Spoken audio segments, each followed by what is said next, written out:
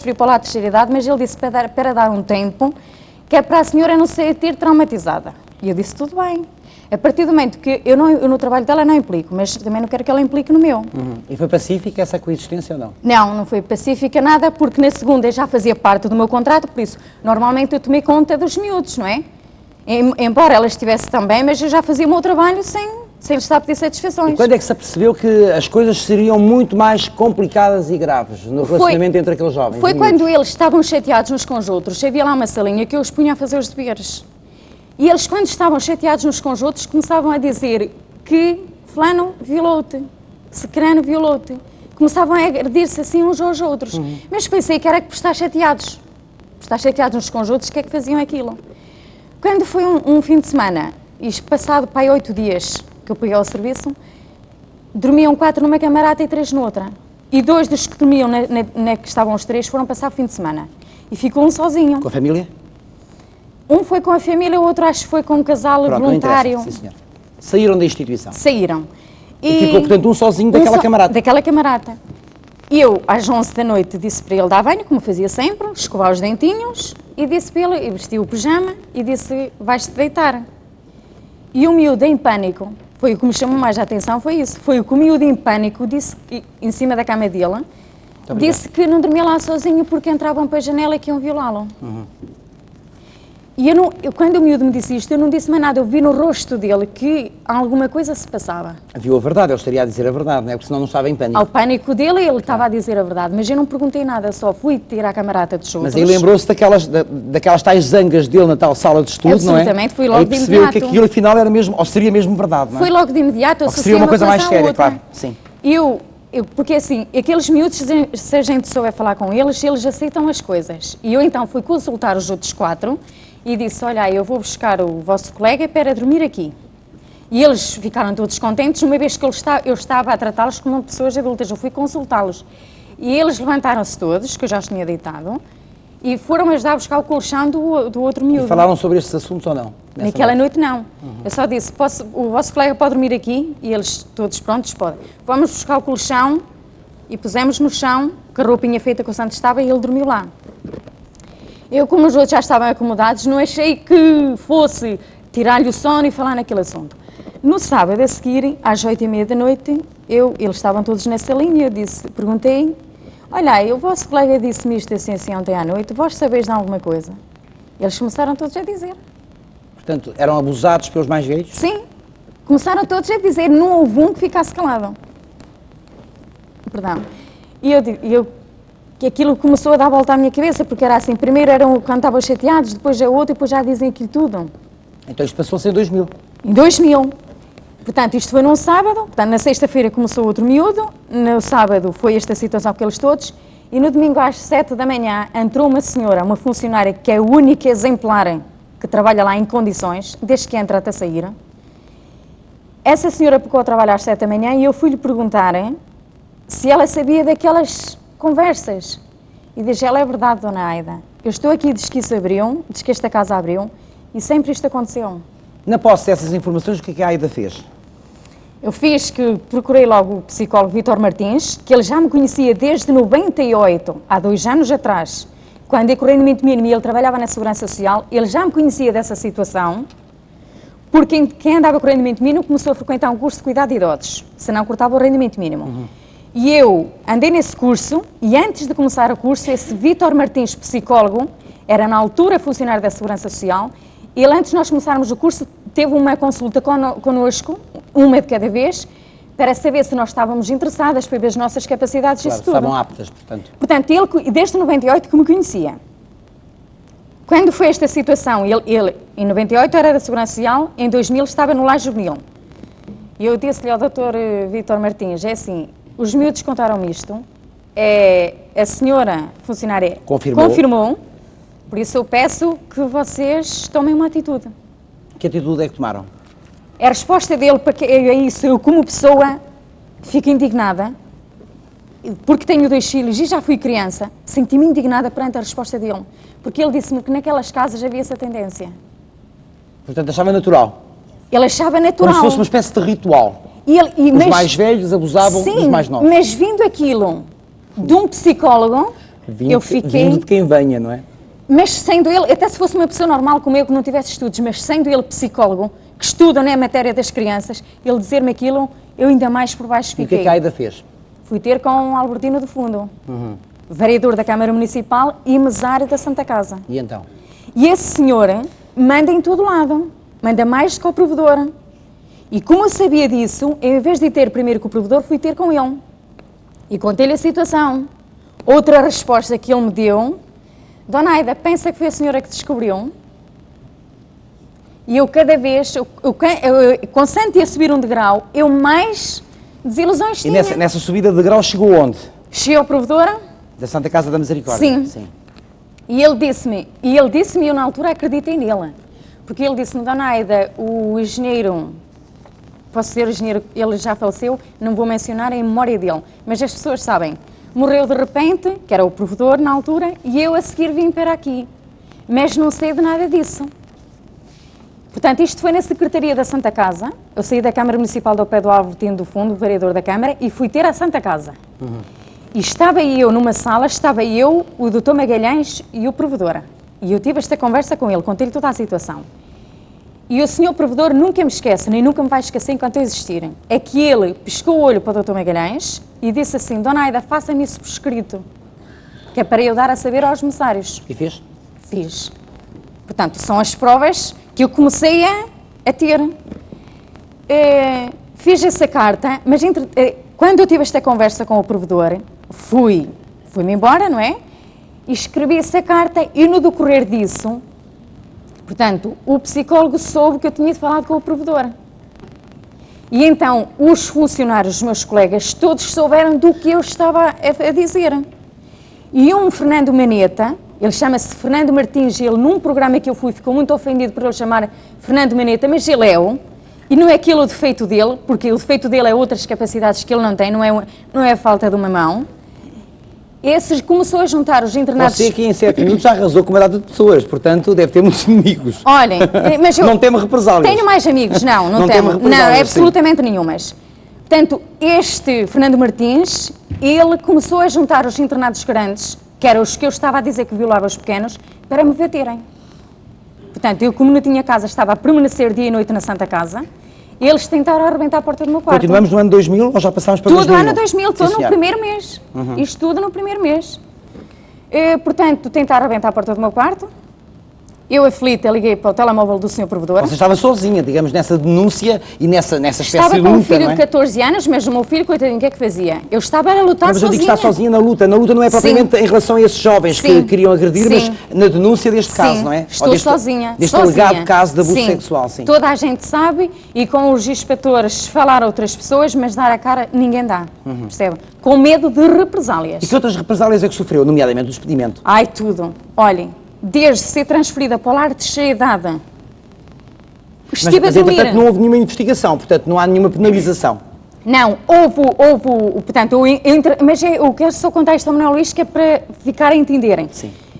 Eles tentaram arrebentar a porta do meu quarto, eu liguei para o seu provedor, ele disse que estava longe, que não podia ir lá ao lar juvenil, e eu disse: Sr. Provedor, eu não quero ser ingrata com vocês, porque me deram onde eu dormir, mas eu sou obrigada a chamar a polícia. E ele disse-me: se for necessário, chama. E eu chamei. E fui lá à polícia, ainda estava lá a polícia, como o seu provedor não se pôde lá deslocar, comunicar ao Sr. Adriano, da Papelaria Branco, que é mesário, e deixe-me desligar só o telemóvel, que eu sei que não devia ter ligado aqui. Desculpe Acontece, lá. distraiu-se, não faz mal. Desculpe lá. Já é capaz de ser alguém a responder-lhe através do telemóvel. Eu assim desligo. Sim, não quero atender, podemos atender. Não, é chato, eu sei que nos programas não se deve ter ligado. Sim, mas depende de quem estava do outro lado, imagino que era o Sr. Maneta. Não, por acaso não é. Seria engraçado. Esse, é assim, toda a maneira em que ele tenha o meu número não me preocupa, mas ele que eu lhe odeia nunca o tem. Sim. Pronto. E então a polícia foi lá, em meu socorro.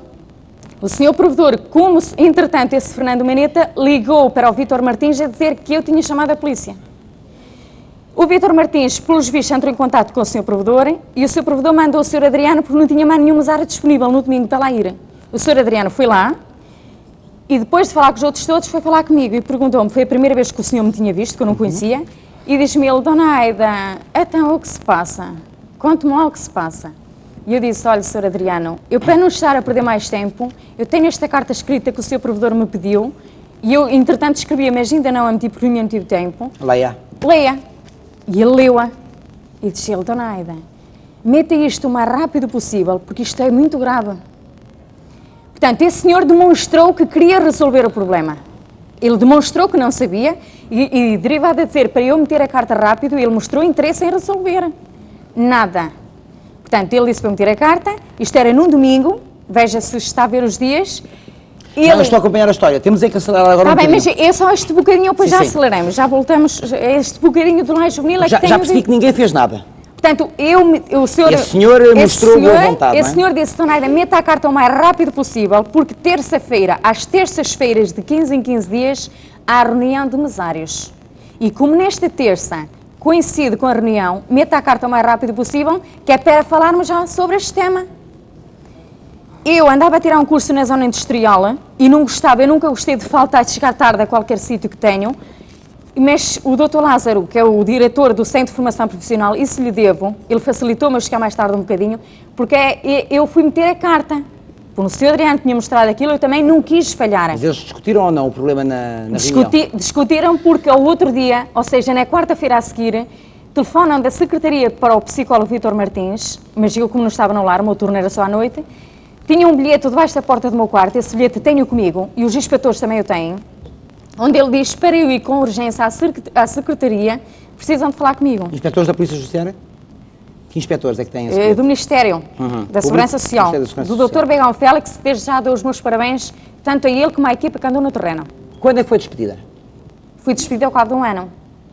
Mas, Manuel Lijo, o que eu quero que Então entenda... durante um ano ainda viveu... Não, já entendi. Temos é Não, que... eu estive no Lar Juvenil, portanto, eu entrei lá para lá dia 31 de março, dia 26 de junho resolveram, Transferiu? mas eu quero contar a história do advogado da Santa mas, Casa, Aida, só não, isto. Não, mas Aida, já percebemos O que advogado da Santa Casa Sim. também me disse, chamou-me ao escritório dele, foi comissário na secretaria, para ir ao escritório de fulano, às 9 da manhã, eu disse às 9 não vou porque não vou faltar ao meu curso. Mas já a partir das 5 tudo bem. Chego lá ao escritório do advogado chamado Paulo Braga e ele disse-me que era a minha palavra contra a deles todos. E eu disse, não faz mal. Alguma coisa se há de descobrir e as crianças não podem estar a passar o que passam. E disse, ele é a sua palavra contra a deles. E estive a conversa comigo, no dia a seguir foi para lá Juvenil, falou com os miúdos, com a funcionária que me confirmou não falou, e ela andou atenta quando ele lá estava no Lar Juvenil, não falou com ela.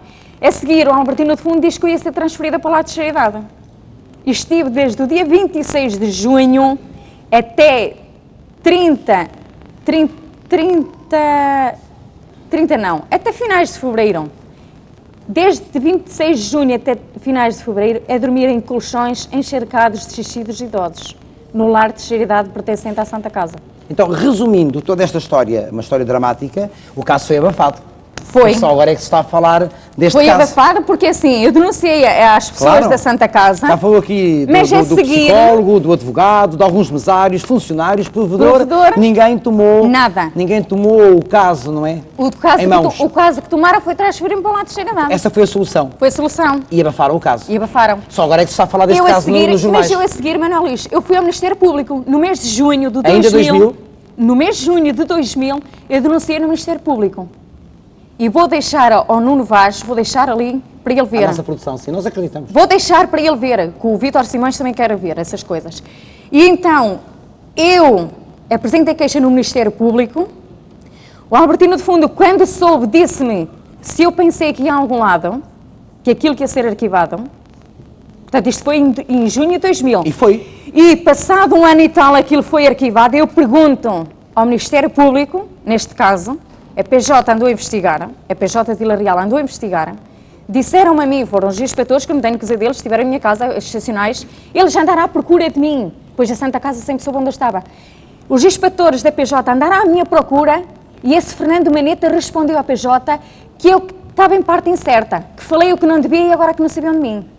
Foi essa funcionária, a cozinheira do Lar Juvenil, que disse, quando os inspetores a consultaram, a perguntar-me, perguntaram-lhe se sabia onde estava a Dona Aida. E ela disse onde eu morava. E a Aida continua a viver em Vila Real? Eu continuo numa casa da Câmara onde sou vítima até hoje. Não, ia perguntar isso mesmo, como é que tem sido viver 2001, 2002, 2003 muita e ainda por luta. cima agora que este caso Manuel vai às Luís, páginas dos jornais, muita luta, não desisto, só se me matarem, porque mas eu não sofre desisto. represálias, ameaças, Sofro, ainda continua a sofrer? sofram.